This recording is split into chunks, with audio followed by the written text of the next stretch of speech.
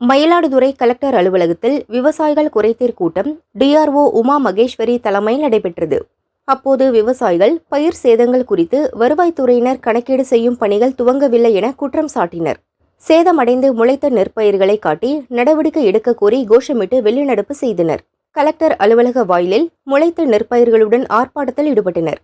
பருவம் தவறி பெய்த மழையால் 68,000 ஏக்கருக்கு மேல் நெற்பயிர்கள் நீரில் மூழ்கி சேதமடைந்ததாக வேதனை தெரிவித்தனர்.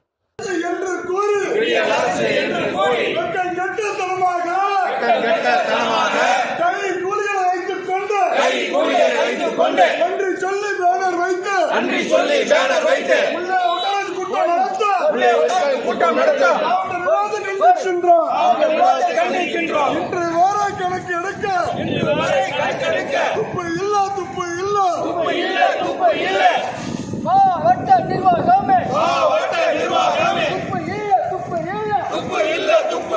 விவசாயிகளை வஞ்சிக்காதே.